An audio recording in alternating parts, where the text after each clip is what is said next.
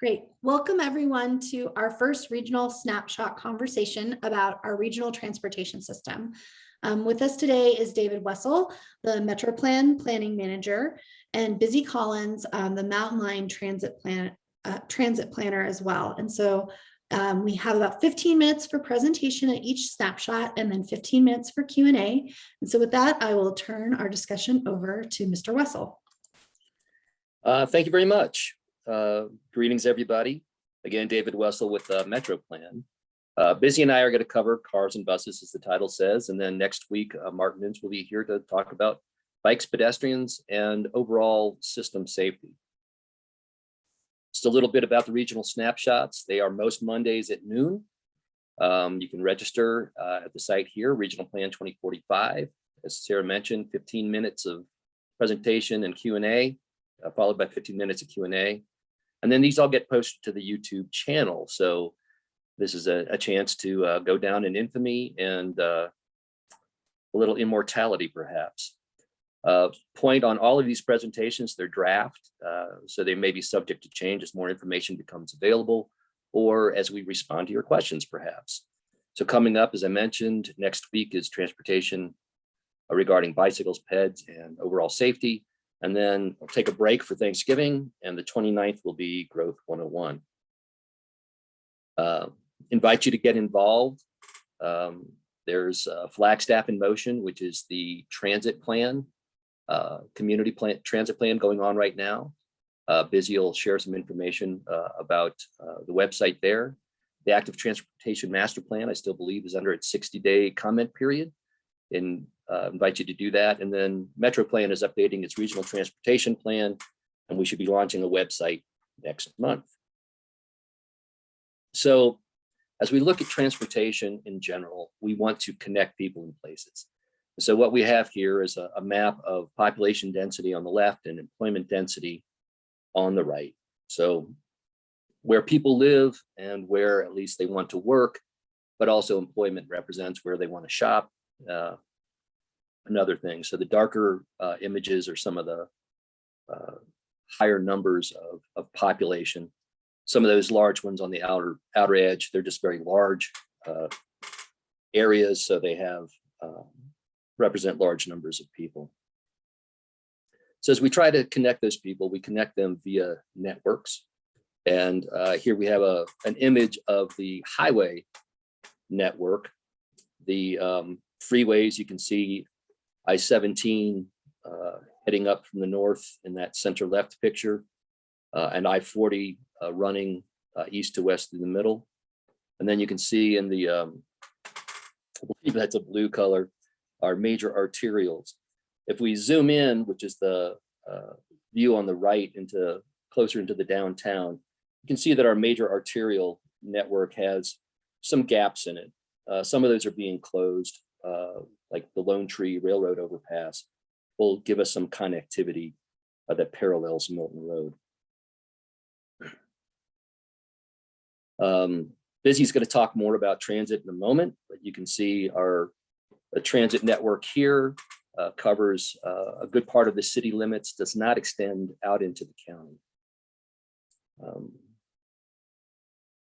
We're also blessed with a pretty solid system of urban trails, the Flagstaff Urban Trail System, or FOOTS. Martin will talk more in detail about that next week, but you can see that it's expanding. Again, you can, I think, just a quick observation, you can see some gaps that we'll be working on filling, but this is an important part of the transportation network. So this is a view of volumes in the system. And the fatter the line or the wider the line, the heavier the volume. So not surprisingly, the highest volumes tend to be on the state system, Interstate 40, Milton Road, Route 66, primarily East 66, and US 89.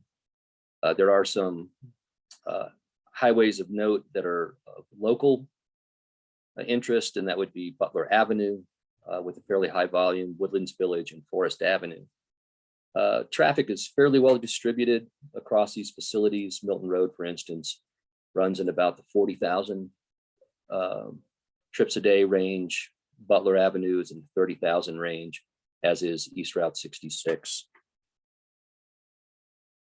If we look at congestion, this is a volume to capacity ratio. So how many cars or vehicles are running on these roads versus what's the calculated capacity.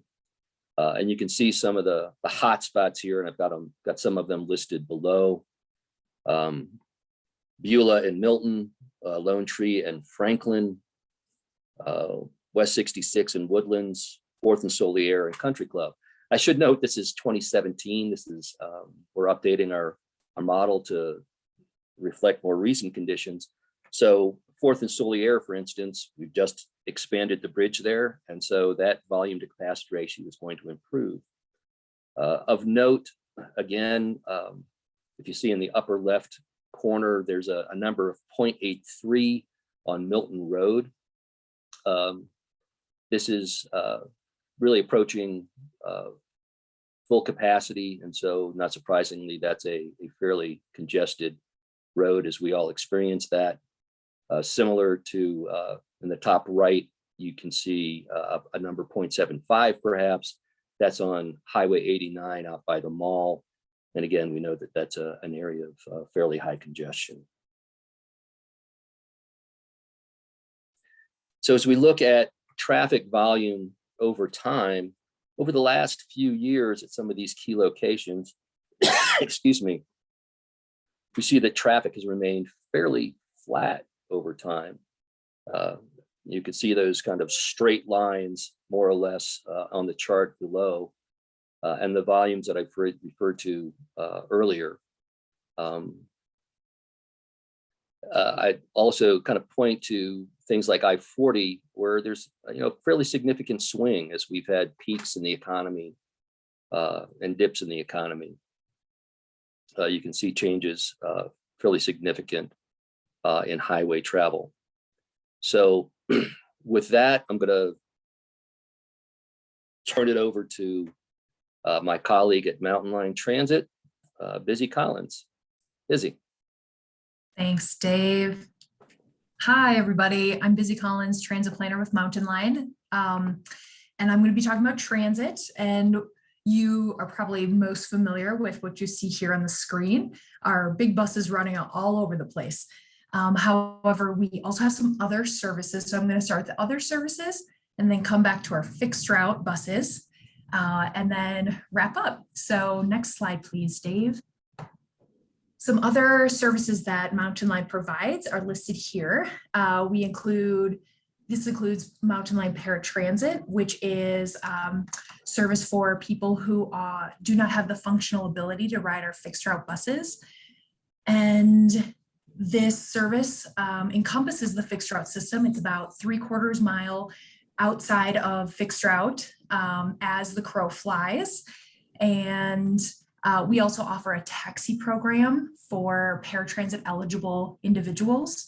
And that taxi program, it has larger boundary than the paratransit service area, so enabling people to have same day service and extended service for origins or destinations outside of our 3/4 mile boundary of the fixed route system.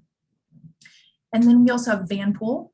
It's a partnership with Enterprise, and you can see a picture of the vehicle here. I believe we have about 8 Vanpool vans running around out there, connecting in and out of the Flagstaff area. And this is more travel pattern based. So people who work at the same location and live in another similar location, commuting together, and that definitely reduces the cost and wear and tear on individual vehicles. And then Mountain Express, that's our seasonal service between Arizona Snowball and Flagstaff, and it is funded by Arizona Snowball. It's a great way to mitigate traffic on US 180. So proud to be partnering with Snowball on that. Next slide, please, Dave. We also just began a pilot, a microtransit pilot. We're really excited, just started last week. This is the service area, so it covers a gap where our fixed route transit doesn't run and is beyond that walkshed of transit. So you can see the red line is our US Route 66, and then I-40 on the other side, close to that green line, that is Solier.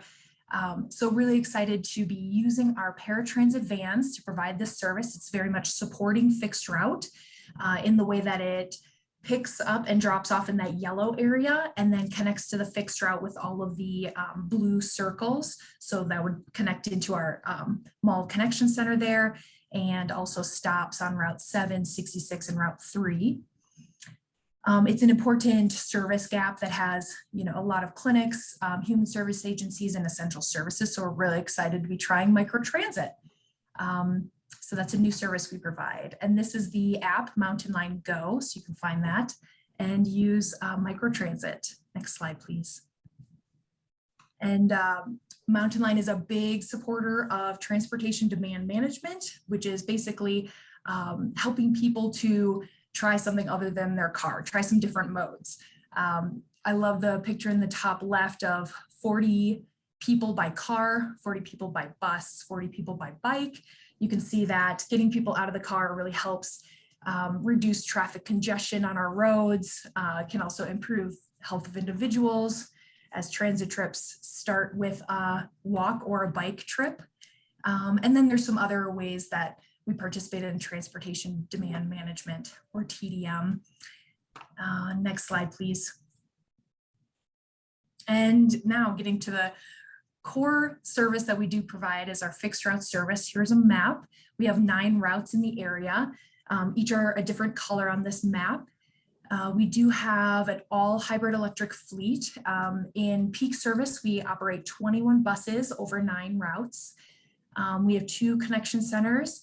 In the middle left, the downtown connection center off of Milton at Phoenix, and then a mall connection center at the Flagstaff Mall.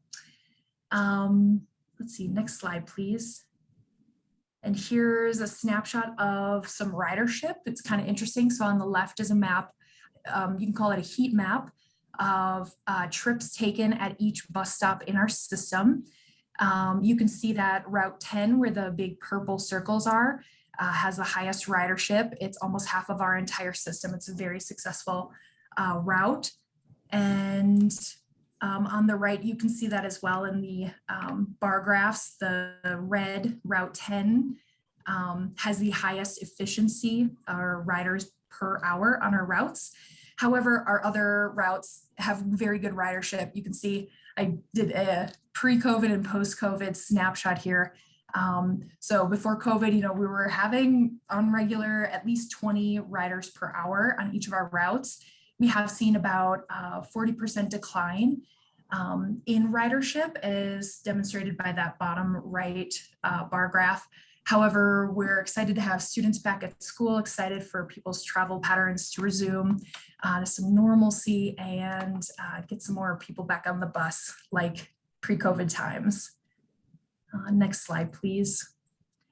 And here's all of that ridership lumped together over the years. We started in 2001, but it was a partial year. So you can see the ridership in green, the green dots and lines over time, definitely a growth trajectory there. And then as we increase riders, the cost per passenger decreases, and that's what the blue bars indicate. As you can see, the dip in ridership when COVID hit in FY19, so that early 2020 period. But yeah, still hoping to provide trips out there for our riding public. We're a critical service and happy to do so. Let's see, next slide, please. And this is my last slide. This is kind of just showing us a snapshot over time of our growth and the trajectory. Pictured here is the downtown connection center, which will soon be improved, just a dramatic change, facelift to that whole block along Phoenix between Milton and Beaver. And so in 2001, we did have a total annual ridership of 191,000. we significantly increased that by the time of 2008. And then 2019, that pre-COVID time period, we were at 2.5 million riders, really great. And you can see similarly, our routes have increased over time. Our buses have increased in size, and the buses per day at that downtown connection site as a demonstration of increased frequency and increased service over the 20 years that we've been helping our community. So that's all I have today. Thanks for the time and look forward to answering some questions you may have. Thank you, Busy. And just as a wrap up before we get to the Q&A, here's a look over the last few years pulled from the regional transportation model. VMT is vehicle miles of travel, VHT is vehicle hours of travel, and then you can see a percent of mode share estimate for the various modes, and this is person trips. So the automobile trips, for instance, has an occupancy factor.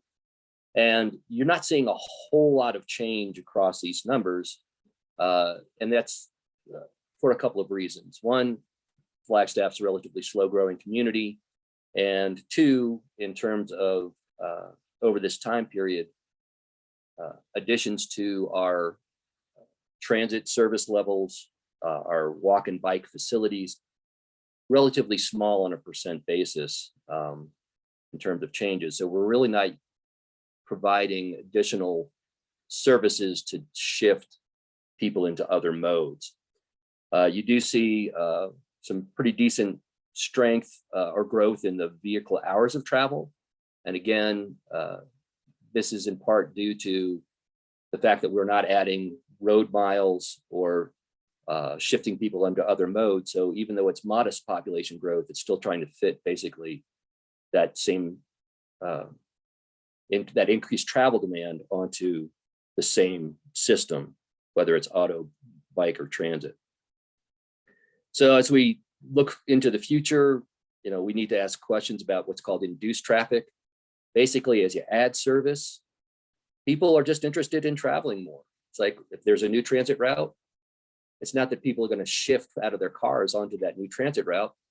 Some of that will happen, but people just want to go, oh, I can get there by bus now. I'm going to start taking a new trip. So what are those relationships between modes as we provide new services? And what's the future of automated vehicles, whether it be cars or buses or trucks? And there's a lot more to be curious about too. So we're at the Q&A time. If you look under the reactions bar, there's a place to raise your hand, invite you to do so. And we'll take questions at this time. Sarah? I'd also like to remind everyone that I'm about to drop in the chat the link to our evaluation that we've been filling out. If you want to provide us some feedback on today's presentation and our topics, please visit our website. So any questions? I'm looking for, you can either raise your hand or you can just put a C or a Q in the chat. I see that Sot has his hand up. Would you like to unmute yourself, Sot? Thanks, Sarah. This is a question which is a more obvious question for next week with Martin Ince, but it has to do with the big picture. I'm a bike rider. I would not ever ride in a bike lane on a road with a speed limit higher than 25 miles an hour, because I think it's really dangerous. And I think we've had some incidents in recently that, and over the years that just make it obvious to me that I don't want cars whizzing by me at 40 miles an hour when I'm in a 3-foot lane. So from the road point of view, are you trying to get bike lanes raised so that they are at curb level out of traffic instead of at traffic level? Is that a philosophy that anybody's talked about, or has it been instituted? Yeah, I'll be happy to take that question. Has it been talked about? Yes, it has. When we were looking at the Milton Road corridor with ADOT over the last few years, we discussed that quite a bit. It's not a standard that ADOT adopts. And so we didn't end up with that in a final concept. That plan is pending. But we are looking at buffered bike lanes with like a 2-foot buffer. And I believe the city is looking at a buffered bike lane. I thought they were going to do an experimental or trial period on Butler.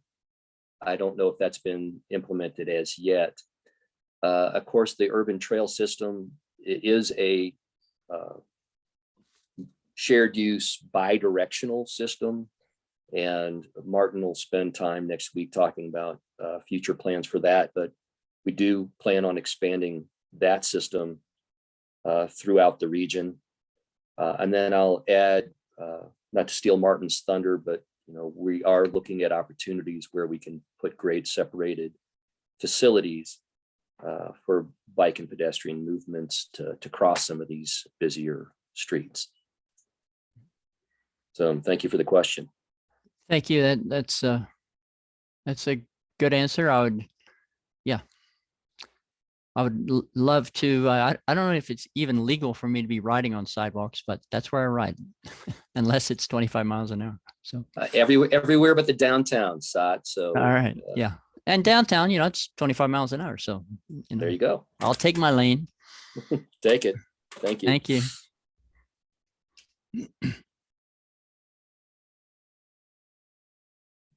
Any other questions from staff? Sat, I think you're our audience today. If you have anything else you'd like to know, the time and floor is yours. I think that's about it. It's interesting because most people would say Flagstaff's growing like Topsy, but the numbers don't seem to say that. I mean, we see these massive buildings going up everywhere, and yet it seems like 2% is how we're growing. Is that correct? That's pretty close. Yeah. We range from somewhere between 1 and 4, and usually hover right around that 2% annual growth. Yeah, it's interesting that the whole the housing issue, but just the general traffic issue. Most people that I talk to say, "Man, traffic's gotten so much worse," but the numbers don't seem to indicate that. Well, I think the numbers, it's a good observation. And I think, it's a very few select sites, but we are seeing traffic pushed around, if you will, where the facilities I listed are approaching capacity. They're getting busy. Yeah. So people are, using Butler Avenue and Forest Avenue more, that kind of bypasses Milton to West Route 66 and Woodlands Village. We are seeing that, but we're also seeing, the model is not the best representation of mode share. It does a pretty good job for planning purposes. But if we look at like the hub that went up, the traffic impact analysis suggested that there would be quite a bit of auto traffic and not as much ped bike and transit as we wanted. But then they actually did a follow-up study and found that, in fact, the pedestrian, bicycle, and transit trips out of the hub were much higher than the traffic impact analysis would have suggested. So, we are seeing some success in our strategies to move people out of their cars. And I guess I have another question about the van service. That's something I don't know anything about. Is that if some folks in a neighborhood are all working at NAU, a van shows up, picks them up, and takes them to NAU? Yeah, I can address that. So it's very dependent on the commuter group. Yep. So if for example, you work at NAU and you have some other individuals that want to carpool together and utilize the van pool services, get together, contact Enterprise and say, we want to start up a community service, or we're interested and we want to understand the benefits for our travels. They can do an assessment of number of miles, number of people, provide some cost estimates that you can compare with some cost savings on your side. Is that chauffeured trips? Busy? No, it's an individual in that commuter group would be driving, or multiple people. Okay, so the van that, but you showed an SUV that had, you know, It's an markings on it. That's not what they would be using. They would be using their own vehicles. So it's more an organizational thing. So it's a van or a SUV from Enterprise Okay. that is rented by this commuter group, and it goes back to a driver or multiple drivers' homes at night, and then Oh, it's operated by that commuter group. And there's a subsidy with that? Yeah, correct. There is a subsidy in it. I'm sorry, I don't know exactly off the top of my head, but there is a cost savings and subsidy available. very interesting. And do a lot of people know about that? Because I've never heard of that. Yeah, it's a great service when people are working or living in the same area. It makes a lot of sense. We do try to advertise to large employers, out of town employers, through some different ways. I agree, it's not in your face. It's not a service that everybody's fully aware of, and something that we can improve on. Yeah, I guess doing it through employers would make a lot of sense. Thank you. That's interesting. If there are no other questions, I'm going to go ahead and stop recording.